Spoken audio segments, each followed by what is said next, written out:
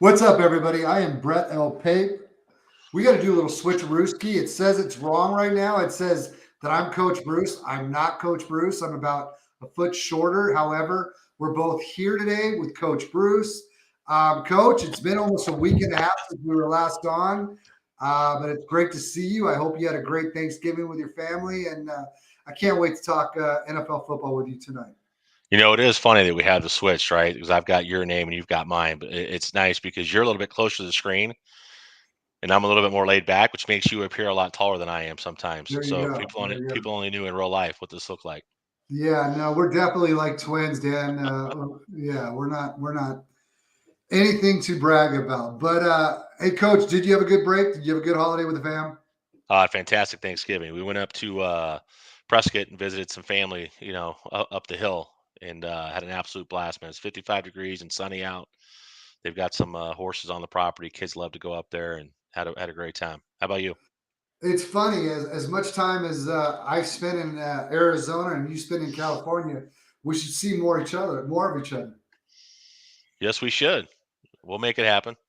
Because I was in Arizona last week as well. I was up in Flagstaff visiting my daughter in Northern Arizona, and then from there I was also in Prescott and visited my parents. But hit and miss. Family's the most important, and it was a great week to be with them. So let's move on. Let's get right into it. Week 12 injuries. Unfortunately, we always start off with this, and it's never really good news. But let's start right off into it. Chicago Bears wide receiver Darnell Mooney sustained an ankle injury, did not return, and now he is set to undergo season-ending ankle injury. Season-ending ankle surgery. Darnell Mooney, he's one of those guys, if you're in a rookie draft in a dynasty league and you've got a third or fourth round pick, you were picking him up a few years ago because he was a fifth round pick. He looked like he could have some possibilities. And, at that point in drafts, you're just hoping that he flashes and you're able to get something out of him, whether it be a quality player or you end up trading him for later on down the road for a second or a first round pick. But he's gone, and it's unfortunate because right when it looks like Justin Fields is coming back, we no longer have Darnell Mooney. No, and hey, this is Mooney's got it's crazy. He's got 16 more receptions and almost 300 more yards than the next best wide receiver on this team, which is Equinemius St. Brown. Say that name 10 times fast. Well, Uh, thank you. yeah, there you go. So, but yeah, I mean, Chase Claypool, here you go. Number one wide receiver on the Chicago Bears offense now. This is your opportunity to shine. This is your opportunity to show everybody you've certainly claimed you're a top wide receiver in the NFL. You're going to get an opportunity now to step up and showcase that. And yeah, obviously had a great rookie season in Pittsburgh. I think he totaled 11 touchdowns and over 1,700 yards his first 2 years there. So great opportunity for him. I think for me, with Justin Fields coming back, assuming he plays this week, because I would love to see them utilize N'Keal Harry, Velus Jones Jr. Obviously, I know they got Dante Pettis and Byron Pringles, kind of the veterans in that group. But this, to me, is hey, right now, if the season ended, you got the number 2 overall pick, right? That's going to help make your roster better. It's not about winning games. To me, it's about what is this team going to look like in the future, and how do we get these guys and quality reps and real games, and let's see what these guys can do. And so I'm excited to see that. Hopefully, that's the direction they go. Um, and again, number 2 overall pick. Let's talk about you're looking at Jalen Carter or you're looking at Will Anderson out of Alabama that just makes that defensive line, absolutely dominant going into the next season with the pieces they've got on defense. So to me, I'm not rushing Justin Fields back. If he's great and he's healthy, great. But I hate to see the injury to Darnell Mooney. Yeah, it's unfortunate because it seems like things are getting better there. And you brought it up. You brought up the point of developing Justin Fields. Having a weapon like Mooney would certainly help, and Yeah. unfortunately, he won't be the rest of the year. Let's move on. Jacksonville running back Travis Etienne suffers a foot injury against Baltimore. He left the game, but all things are pointing towards him being back again this week. I know Travis Etienne was highly sought. He was a first round pick. It was kind of a questionable first round pick with all the needs that Jacksonville had. But Urban Meyer went with him, and now we're looking at a situation where um, he is most certainly shown his worth with what he's done this year. He missed all of last year. So when you hear foot injury and Travis Etienne, you kind of get a little leery about what that may mean.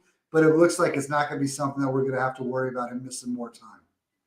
No, and I think that's the good news, right? And obviously, we love this talent coming out of Clemson, and it's just it's aggravating, right? Doug Peterson stated that Etienne was going to play. It looks like he's there was concerns because it was the same foot as last year. They had a conversation on the sideline with the coaching staff, decided, hey, we could probably have him play, but erred on the side of caution, say, hey, let's wait, let's make sure he's good. And so it looks like he's probably going to play this week. And hey, he's got over 900 total yards right now. He's got 728 on the ground, 4 scores. He's got another 202 yards through the air. He's come at it as advertised, especially coming off the Liz Frank injury, missing last year. So I'm excited to see what Travis Etienne does the rest of the season.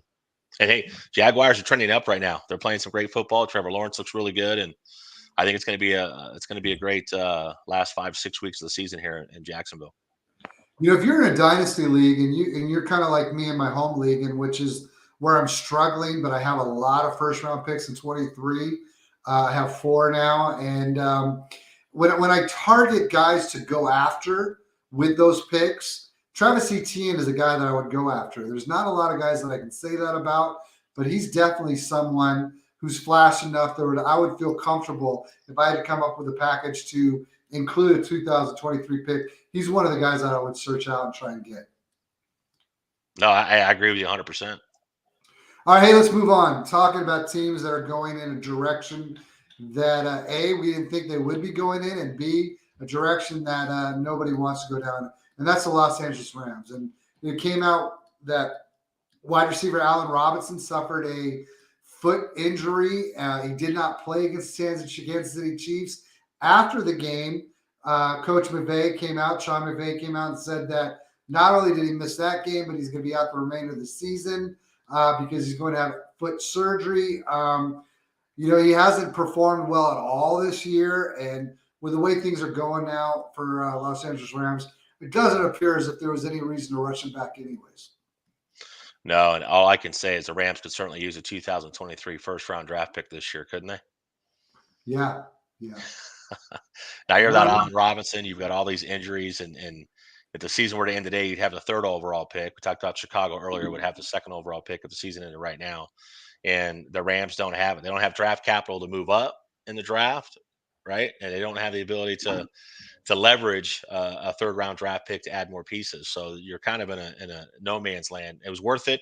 You got a Super Bowl. You bought a championship. It's the definition of buying a championship, but you leverage the future a little bit. So it's going to be interesting to see what goes on with the Los Angeles Rams this offseason. But this was a chance for Allen Robinson to step in with Cooper Kupp out and be that wide receiver one, taking back to his time in Chicago 2 years ago when he was pretty dominant in Chicago.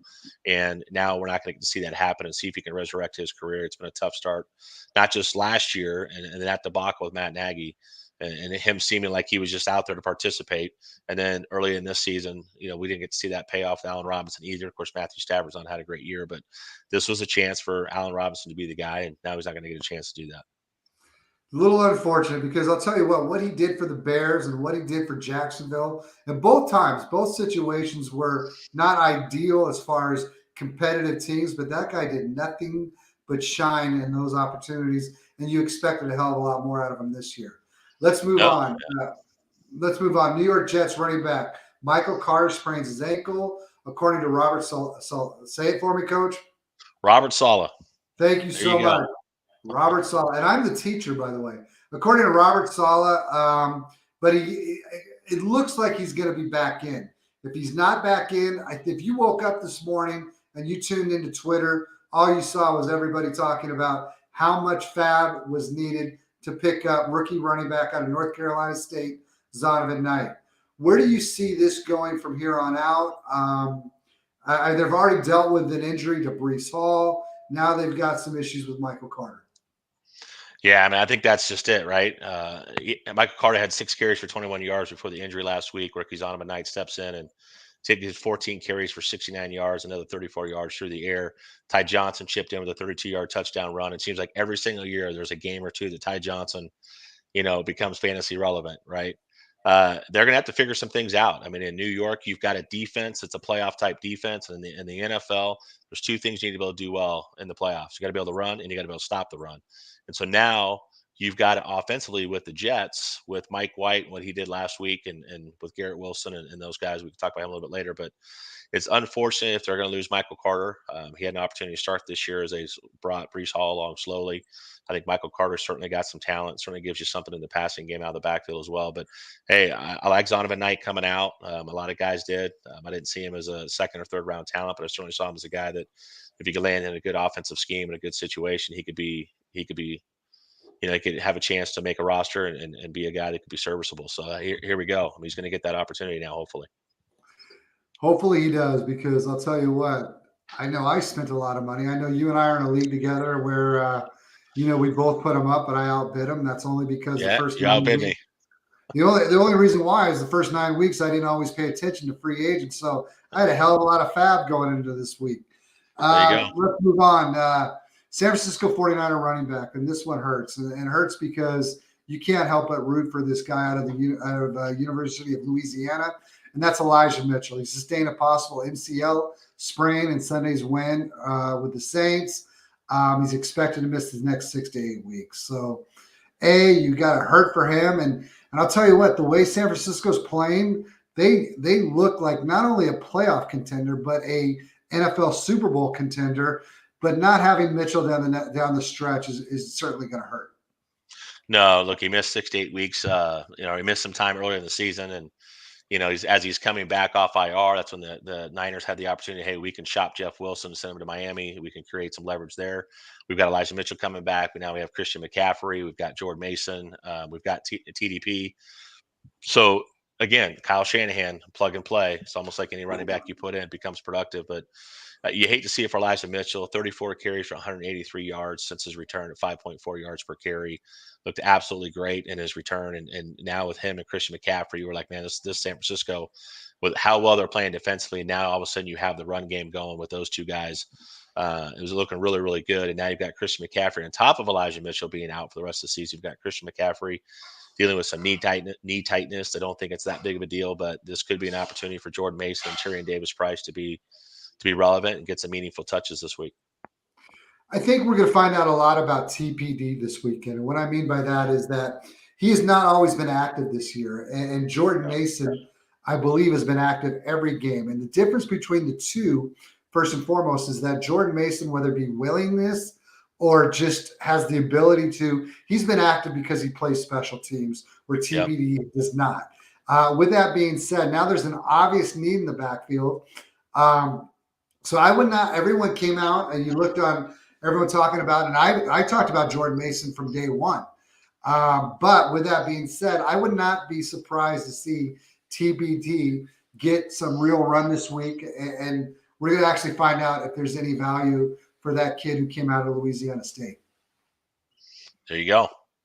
All right, hey, let's move on. Green Bay Packers quarterback Aaron Rodgers left Sunday's game with an oblique injury. Prior to that injury, it looks like the thumb injury that he had was much worse than that was ever really reported. I can't believe that teams that have to, detail every injury didn't really detail how significant his was. Can't believe an NFL team would do that.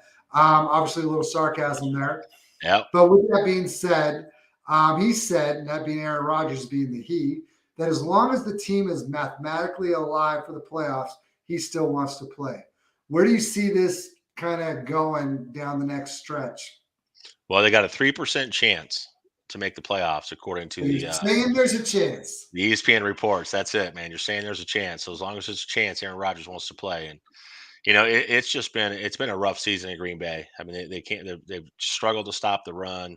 We felt like with the running back, Aaron Jones, and they were going to get things going, right? Aaron Jones got moved more in the passing game. AJ Dillon being that short yards, pound the run game, and they've had times where that run game's really gotten going, but the passing game's just never really been there. And now you have all the things that happened in the offseason with Devontae Adams, moving on, not really feeling comfortable with the future of the Green Bay Packers at the quarterback position. And my take on the whole thing is like, hey, look, if you're not in and you pick Jordan Love, Aaron Rodgers went through it with Brett Favre, right? He sat a few years before he got an opportunity, and he understands what's going on with Jordan Love, right? They've got him under contract. At some point, they got to see what they have in Jordan Love. When he came in, he played well, 6 of 9 for 113 yards and a touchdown to Christian Watson, who you and I are both big fans of. But the coach in me, or the fan in me, Would love to see Jordan Love play out the rest of the season, build some chemistry with Christian Watson, build some chemistry. You're now starting to hear some rumors. I can't remember what podcast it was I was listening to earlier today, but they were talking about, what if the Green Bay Packers could figure something out where they feel like, hey, Jordan Love is the guy. We feel like he's ready. Gets an opportunity to play a little bit more at the end of the season once they're mathematically eliminated. If they like what they see, maybe we can trade Aaron Rodgers to the Jets, right? Who are a quarterback away. They've got a roster with what they're building over there. We don't need to go through the whole roster right now, but they're built offensively and defensively to be a very good football team. But they're a quarterback away right now, as much as we love what Mike White did last week. But I would personally love to see Jordan Love get some opportunities towards the end of the season. I would too, and for a couple of reasons. First and foremost, you saw on the two drives that he had, right off the bat, he finds Christian Watson, and I'd love to see Christian Watson have some success against the zone because all we've seen so far is him show off his incredible athletic ability and beat a guy that was man to man with him. But with that being said, um, you invested so much draft capital to get Jordan Love, and not only did it hurt you because you didn't go out and get a receiver or didn't get out anybody who could have contributed over the last 3 years, but it also kind of caused some issues with Aaron Rodgers. If you're going to do all that, you might as well find out if you got anything in Jordan Love. And I'll tell you, he looked pretty good in that game the other day. Yeah, he did. I was impressed. He had, obviously he had the pass to Christian Watson, but he looked like a confident guy. You saw him on the sideline before he went in. He kind of shook his head to the coach. He's like, "Hey, I got it. I'm ready." I mean, he's been in the system he's been there. He's been in practice. He's been in film. He knows the system really well. He's been with the program. Been in Green Bay now for a few years. He was ready and he showed it. So I'm excited to see what he does. Yeah, hopefully we get that opportunity. Okay, hey, let's get to this question before we move on. And fortunately, we get done with the injury portion of our show and we move on to guys that we expect to come back this week. John's got a question. It's who should I start this week, Brady or Cousins? For me, I've got Brady not quite. I got Brady as the quarterback 14 this week, and I got Kirk Cousins as the quarterback 10. So it's Cousins for me. Yeah, it's Cousins for me too. I mean, they have a tough matchup, but so does Tom Brady, and I'm leaning Kirk Cousins right now. I like what they're doing with Justin Jefferson. I like a Kevin O'Connell offense and how they create free releases and use passing concepts in that offense and how they're utilizing Dalvin Cook, and now you just add T.J. Hawkinson to work the middle of the field, and so I like. And Kirk Cousins, look, prime time. Last time he was on prime time, had a great game. Get the monkey off your back, and Minnesota's offense is rolling. That's not their problem. Their problem right now is what's happening on the defensive side of the ball. You saw that against Dallas. But as far as an offensive standpoint, I like Kirk Cousins matchup this week over Tom Brady as well. Appreciate the question, Hey John. John, thank you so much, John. Please send them in. Remember, every Sunday morning at 8:30, we go live where we talk about nothing but start sit and all the matchups that we see. So please come back, and we'd love to answer any more questions you have at that point. All right, moving on. Players who are possibly going to return this week, whether it be for injuries or whatever else that could have happened. And obviously, this was not an injury issue. We're not going to get into the political or the legal issues that kept him out because we've already done it. I think Coach Bruce and I both have said that if we were in charge of the NFL, Deshaun Watson would not be playing yet. But we don't have that call. The only call we can make is whether or not we feel like he's worthy of playing. And that's Deshaun Watson. He's going to come back this week after serving all a suspension for all of this year and not playing all of last year. But he gets to go back to Texas and face the good old Texans. Yeah, ironic how that schedule played out, right? Yeah, I'm sure Strange. there was no Yeah, thought process in that. yeah. So, uh, look, talent wise, Deshaun Watson's he's legit. I mean, he returns against his former team. Started 53 games over 4 seasons there. Was 28 and 25 as a starter. Completed 68% of his passes while he was there. 104 touchdowns, only 36 interceptions. We know what the guy can do. His last full season in 2020, he led the NFL in passing yards, yards per attempt, and yards per completion. So, and look, you put him in Cleveland behind a top 5 offensive line. You've got a run game with Nick Chubb and Kareem Hunt. You've got David Njoku, who's looking healthy. You've got Amari Cooper, who's had a great year. Donovan Peoples-Jones, who I'm high on, is really stepping up and starting to develop and play well. So you don't have to put it all on Deshaun Watson in the first week he's back, or even maybe the second week. Figure out the game script, figure out the game flow. Utilize that run game, set up play action, set up the RPO, get him outside the pocket, maybe some naked bootlegs, let him create, which is something he does extremely well. So from a pure football perspective, I'm excited to see what this offense is going to look like with Deshaun Watson, especially I think 2 to 3 weeks in when he's had some rhythm and had some real game reps with these wide receivers that he's been working with. He's only been back in the facility for a little over a week, so it's not like he's been balling out with these guys. Yeah, he got to work with them in the offseason, but I'm excited to see what happens. And he's an elite talent, and they've got an elite offensive line. They've got an elite running back room.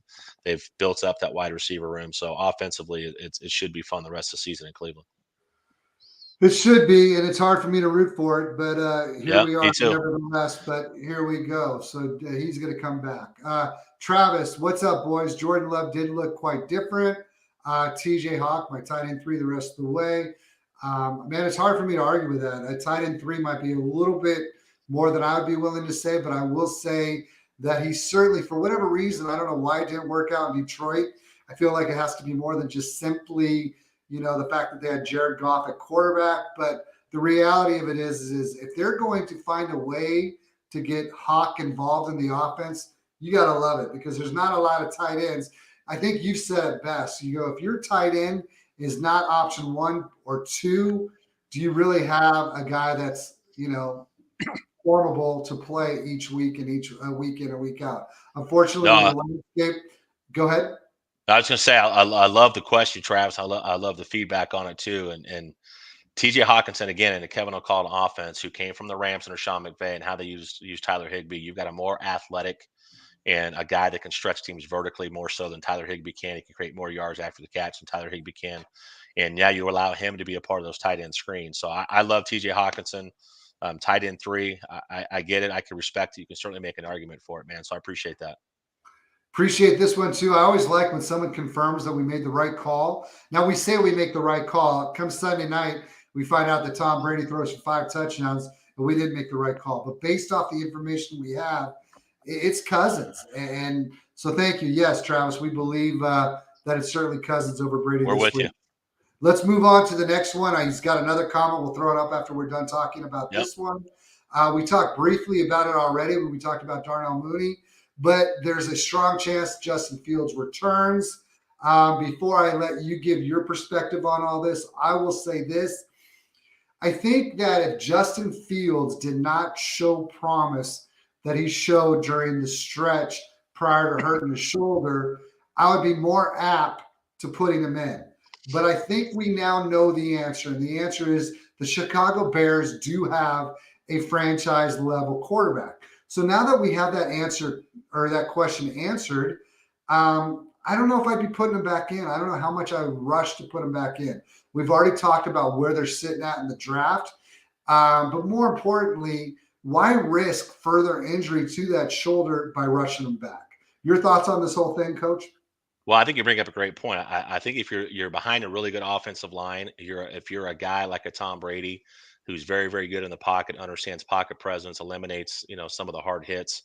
But that's not Justin Fields' game necessarily, right? Justin Fields is not behind a top 5 offensive line.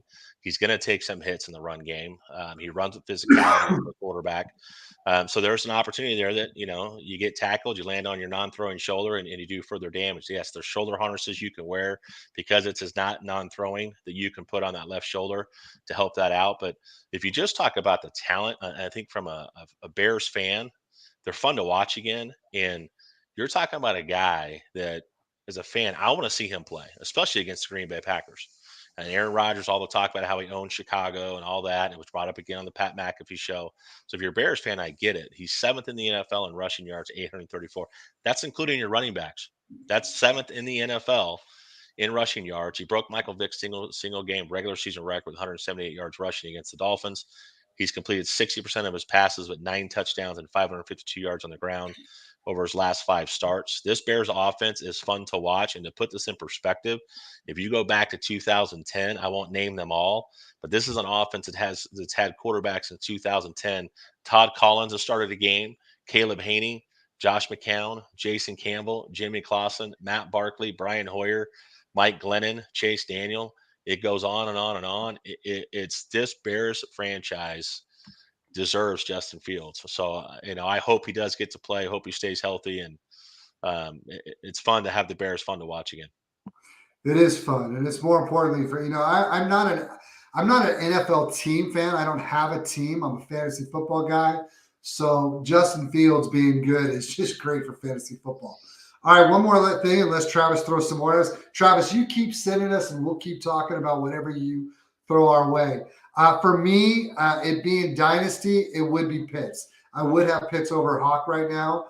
And I get it. I get we haven't seen what we have expected, but his athletic profile is just, you just kind of got to figure at some point Atlanta's going to figure out the quarterback situation, and they're going to figure out the head coach situation. And when they do, I feel like there's too much good things in Pitts for me not to have him in the top three.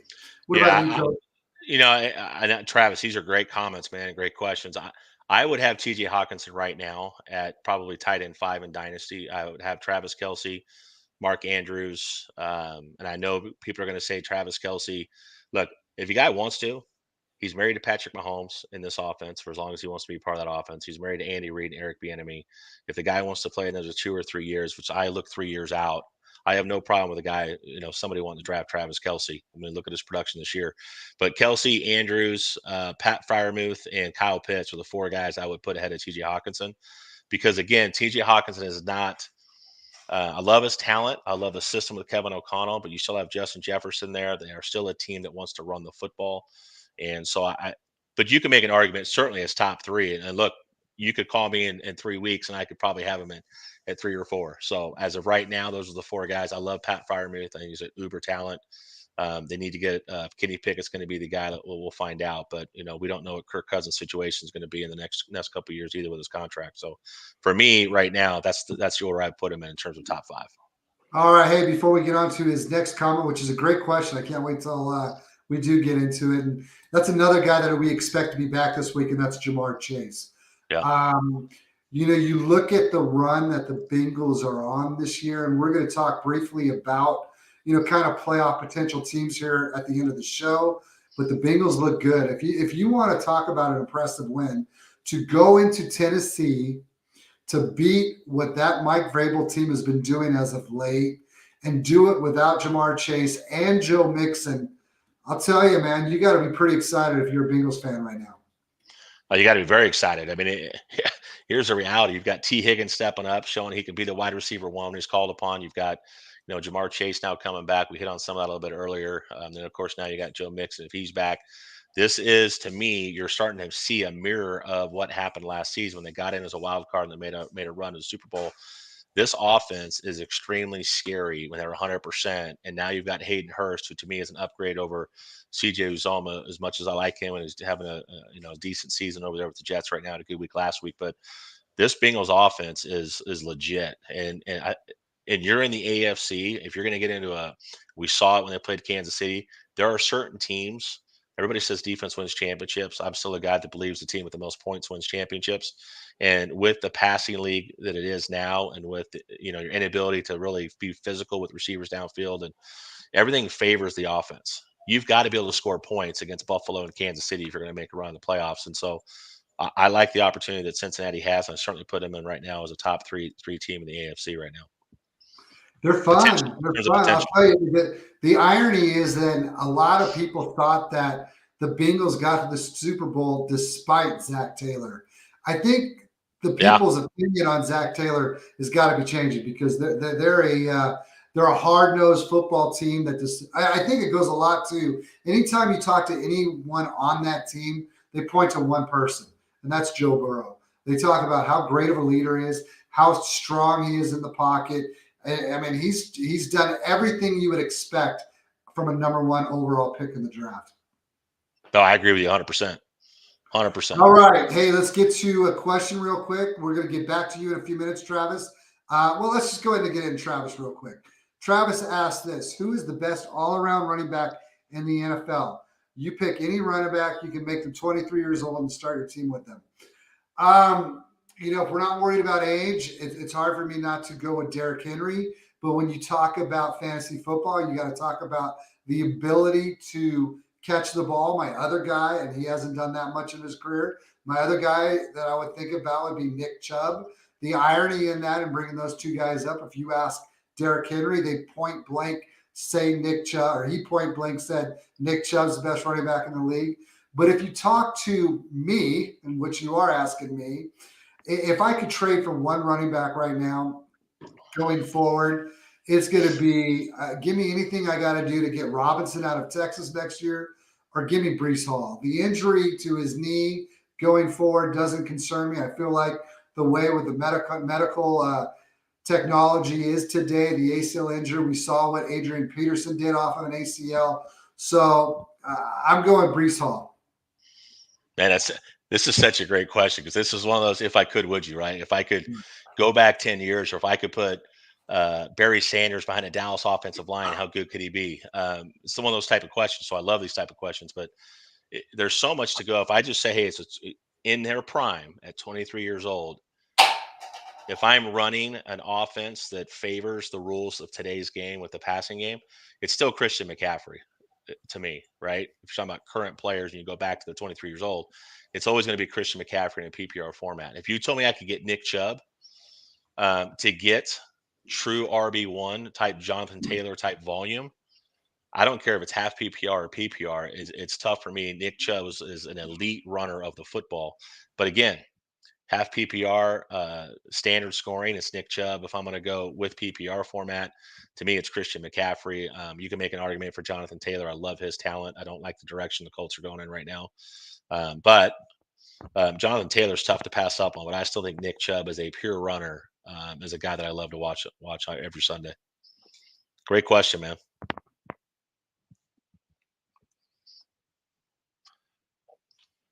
I don't know if Brett froze up on us or not. I will fill in. John, you have got a question. I don't know if he put it on the screen for you or not, but can I count on Latavius Murray to have a bounce back game versus the Ravens? Yes, you can. The Ravens struggle against the run. I like Latavius Murray's chances this week to have a bounce back week. So that's a great question. 100%. And Brett is having some technical difficulties, so I will carry on and fly solo here for a little bit and see if he's able to jump back in. But the next player we've got is Mike Williams. Expected to return this week.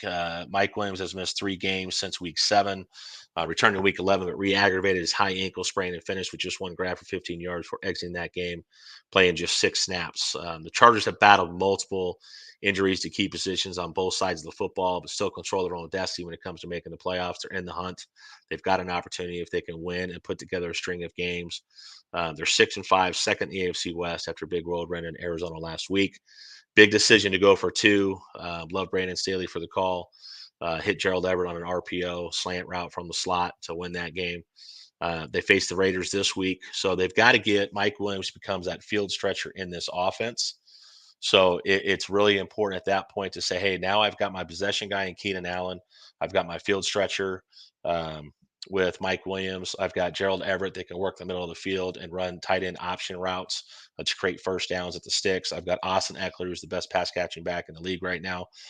So now you can see this offense, if that offensive line can hold up, it's kind of a band-aid unit with Rashawn Slater out for the year. They've had some injuries with the center this year as well with Stingley. So hopefully they can kind of figure out the offensive line. If they can do that and they can protect Herbert, that's a team that can make a run. But hopefully Mike Williams is healthy this week. I did not get a chance to see the injury report before we jumped on. So the next guy up we have is Leonard Fournette. Shakira once said the hips don't lie, so I'll take her word for it. But Leonard Fournette is battling a hip injury right now. These are tricky with running backs, and as well as Rashad White played last week. I'd err on the side of caution with Fournette. I understand Tampa Bay, they're first in the AFC South ahead of Atlanta with a losing record. But they've got an easy schedule the rest of the way. White did finish with 109 yards. I was a big fan of Rashad White's coming out of ASU. I think he's got a huge 3-down potential. He's the future in Tampa Bay at the running back position. So if I don't have to play him, Leonard Fournette, as a coach, I'm not going to force him in the lineup. They do play, again, half a game over there, last 3 of the last 4 games, and lost Kyle Pitts this season, talking about Atlanta. So they're, to me, Atlanta's out of it. I don't see Atlanta making a push to make the playoffs. Tampa Bay faces the 4-8 Saints this week, are 1-4 on the road. So I think Tampa Bay is going to get a win this week. Saints have no idea what they're doing in the quarterback position right now, so I think we're safe there. Let's touch on Week 12 storylines. So one thing we've got Mike White, who unlocks the Jets offense in his first start for the Bears. Love it for Mike White. You can look at the stats in the games that he has started. He's thrown for 300 yards a couple different times, dating back to his last start. He's the QB6 last week, led the Jets to a 31-10 victory over the Bears, completing 78% of his passes for 315 yards and 3 touchdowns, including 2 to Garrett Wilson. And love it. Got to see Elijah Moore get in the end zone. So you got to love that.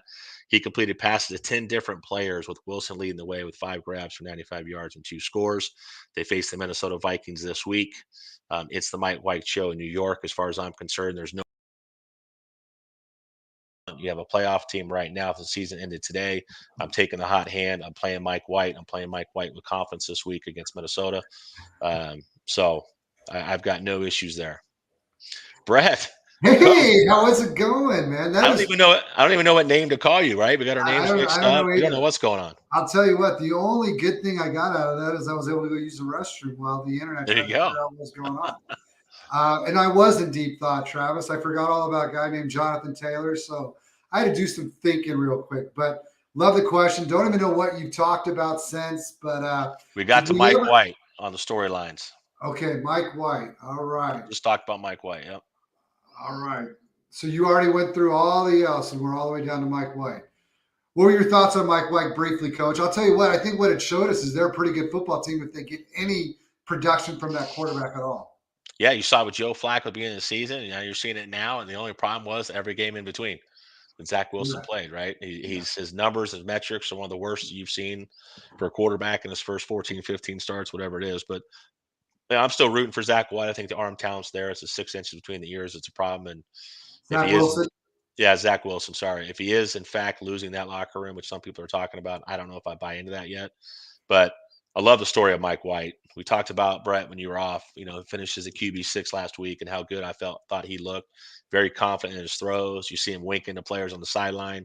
He was having a good time. He was relaxed. He was comfortable. He understood the system. He understood the assignment, as they would say, and he went out and he balled out. So I'm looking forward to seeing Mike White the rest of the year. This team is loaded on the front end. They're in terms of the front seven defensively. They're tough against the passing game with Sauce Gardner and who they've got I think it's the best 1-2 tandem with Reed on the other side at the corner position. So the Jets have a roster that if they can get good quarterback play, it's a great storyline for sure.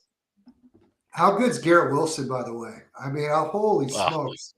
I realize that the guy from, and I'm sorry about his name slips me right now, but whatever cornerback suffered an injury and he fell down during the play, I get it. He could have made a play if he didn't get hurt, but that dude is nothing but electric. He's been fun to oh, watch. yeah, it's funny you bring up that comment. I think somebody mentioned that on Twitter, like, hey, you guys realize if the DB wouldn't have fallen down, but it's like, hey, every single game, you can almost make a statement of, hey, if the defense didn't blow the coverage, right? Yeah. If the guy would have just had an extra half a second to make a sack, or if, that's part of the game. The guy fell down. I mean, that's part of the game. So you still give the receiver credit for the catch and the quarterback the credit for the throw, right? Yep. Hey, did we ever get to while I was out? Did you get to John's question? Can I count on Latavius Murray to have a We bounce did. back? You We did. did. All right, Yep. great. Let's move on. Thanks for the question, John. We always appreciate it. Let's move on. We've got Trevor Lawrence rallies the Jaguars to a win. Everybody coming into last year talked about him being a generational talent. They talked about him being the best prospect since a guy named Andrew Luck. And it didn't look good in year one. And if you talk to you and I all year long, our assessment was that Urban Meyer didn't make it easy on him, and now he's got a legitimate coach and he's got a legitimate quarterback coach. You saw what he did with guys like, what he did in Philadelphia. Yeah. So I'll tell you, man, I'm excited about Trevor Lawrence deep down for the future. No, and hey, this is what we were hoping when he came out of Clemson, right? This was a generational quarterback. He was highly touted in 7th and 8th grade. Had a great career in college, and then of course, Clemson. He wins a national championship, gets the NFL, had a rough start. But hey, look, Urban Meyer experiment, whatever you want to call it, you almost had to give Trevor Lawrence a reprieve and say, hey, look, we're not going to count your rookie season against you. And so there was some hate, some question marks about, is he the franchise quarterback we all think he is? Absolutely. The talent didn't just disappear. They went out and they got Marvin Jones, had a big catch this last week. You brought in Christian Kirk, who's been worth the paycheck. There's a lot of thoughts about that. And you're seeing Trevor Lawrence now the last 3 weeks, QB7, QB8, and QB12, who's overall QB10 over those last 3 weeks. And this is an offense that only had 38 yards on 20 carries last week. They Trevor Lawrence put that team on his shoulders, and we figured it out. We're going to win this game through the air, and he took him down. He threw for 300 something yards, and they win the game. So I'm excited to see Trevor Lawrence the rest of the season. So am I. Like you said, we always want to have those top high picks be good. And when they're not, it hurts so many of us. So to see him have a glimpse of hope down the road, I'd be pretty excited if I still had him on my rosters. All right, let's move on to the next guy. And this guy, he didn't get the 5th-year contract coming into the season. A lot of people thought that meant Zamir White is a guy that you wanted to kind of pencil in as someone to reach for or someone to try and pick up in your rookie drafts. It hasn't worked out. It hasn't worked out because Josh Jacobs is kind of making good old Las Vegas look like they made a mistake by not offering him the 5th year. Because I'll tell you, that game last week, over 300 total yards, and with an 86 yard to win the game. I don't know if it hurt you in fantasy. I know in one of my 2 home leagues, it gave me an L. So I wasn't happy with it, but I was sure happy to see what he is doing and what he did in that game. And he looked explosive. He looked much different than we ever saw when he played for, Chucky. Yeah, it was. I mean, yeah, you went through the numbers: 86-yard game, clinching touchdown run in overtime. But he leads the NFL in rushing with 1,159 yards through 11 games. He's pacing for 2,292 total yards, including 1,790 on the ground and 14 total touchdowns. He's the RB2 on the season, behind only Austin Eckler, and the RB1 since week 6. So this is not. He's got 4 games of 140 yards or more rushing this season. So we have seen Josh Jacobs bet on himself, right? I'm not sure that was his intent. I'm sure he'd love to get the big contract, but when you don't get offered that 5th-year extension, you bet on yourself and you say, I'm going to. And here's the one thing you got to give Mike McDaniels credit for. Even though the record there has not been what they wanted it to be this year, Josh McDaniels. Sorry, I always get those 2 guys every time I think of McDaniel. But the one thing you got to give Josh McDaniel credit for is he understood, if I'm going to have a chance to win over this locker room, win over this offense, and make us competitive. They've had a lot of close games they've lost at the end. I've got to get Devontae Adams and Josh Jacobs the ball. I got to get my top 2 players the football. Man, wouldn't it be nice if Arthur Smith understood that? Wouldn't it be nice if we could get Kyle Pitts and Drake London the football when they were healthy? You go back to different, and there's other. Matt Nagy struggled with that. You have other offensive coordinators or head coaches that struggle to find ways to scheme guys open, and that's just not the case with Josh McDaniels. He proved that in New England. He's proving it right now with Devontae Adams and what he's doing with Josh Jacobs. So you got to give him credit for that. But I love the way Josh Jacobs is playing right now, and I want to see that guy get as big of a bankroll as you can. We both know as a running back, you may only get 2 or 3 contracts during your lifespan in the NFL, and that might be it. Well, he's going to get a second one. He's definitely Yep, going to get a second one he after, sure is. what he's done this year. We've already talked briefly about it. Hey, John, we're going to get to your question. Look, you guys keep sending them. We'll stay on as long as we need. We'll answer them all. And quickly, let's go ahead and do it real quick. He wants to know Stevenson or Ayuk. I love Brandon Ayuk. I think what he's done during the offseason, he kind of sounded like last year he was a little bit of a malcontent going into the year. He was in the doghouse for much of the season. This year, he's looking everything like you would expect out of a first-round pick. But the problem with Brandon Ayuk for me isn't his ability to play.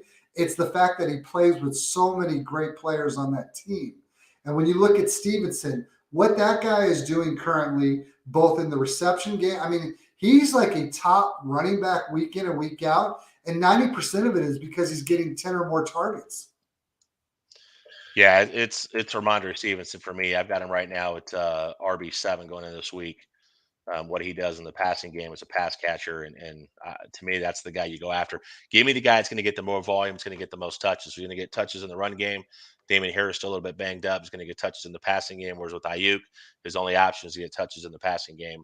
And there's a lot of options in San Francisco with what they're doing with Christian McCaffrey. Now you got George Kittle, you've got Debo Samuel. So give me the guy that I know is going to see volume and a good matchup. I love when we agree. I love when we agree. It doesn't That's happen what we much. do. There you go. Okay, last thing we were going to talk about the storylines. We've already mentioned it, but we both agree the Bengals look great. Going on the road, beating a tough Titans team with who I think is arguably the best coach in the NFL with Mike Vrabel. Yeah. These Bengals, man, I'll tell you, they went down the same similar type of stretch run, and they look to be on another one this year. Yeah, hey, Joe Burrow, 22 or 37 for 270 and a touchdown last week. They win their third straight game. Samaj P. Ryan gets an opportunity to fill in for Joe Mixon, goes 17 carries for 58 yards with a score. Had another 35 yards through the air. And then T. Higgins.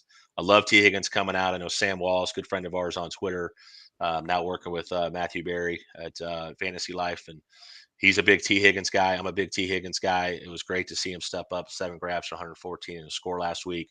We talked about Hayden Hurst. This Bengals offense, I already touched on it. I'm real high on. It was a big win last week on the road against Tennessee. And I agree with you. Mike Vrabel's a guy that should be considered for Coach of the Year every year.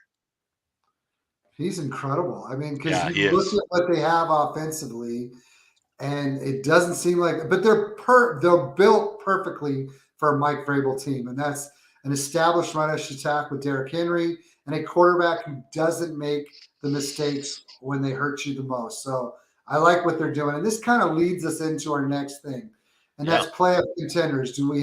Are we contenders or are we pretenders? And I'll tell you, it was 2 weeks ago when we haven't had a show in 2 weeks, but when I'm looking at possible storylines to talk about on the show, I was really excited just looking at what these playoffs are going to be like because I feel like, yes, you have the Kansas City Chiefs. They're 8-2, and they look everything like a future, a team that's going to compete for the NFL championship.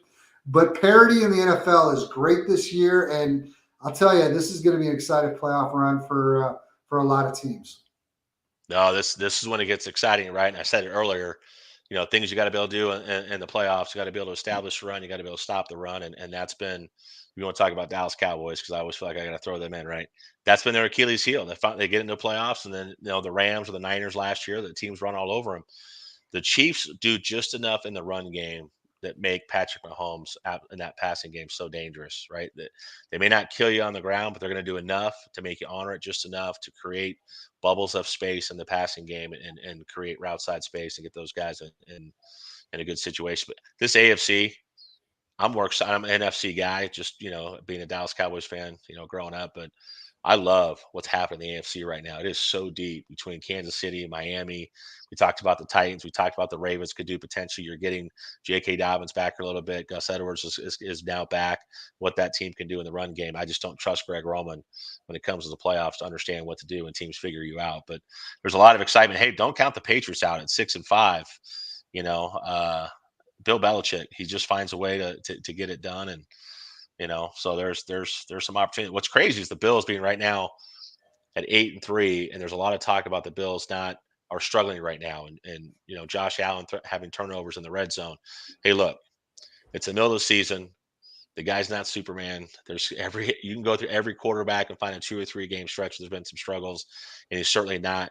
He certainly deserves some blame there, and those are situations where he's got to be better and he's got to understand the situation. But then you look at the Bengals. You look at the Jets. I mean, on any given Sunday, I feel like you could have an upset in the playoffs in the AFC. I don't care who it is.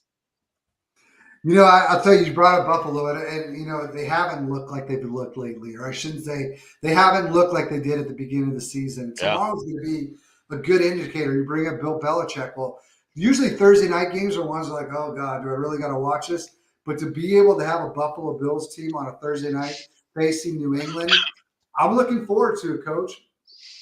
Yeah, it's again, if New England can establish the run, you can get Ramondre Stevenson going. You can put Mac Jones in good situations, get the ball out of his hands quick.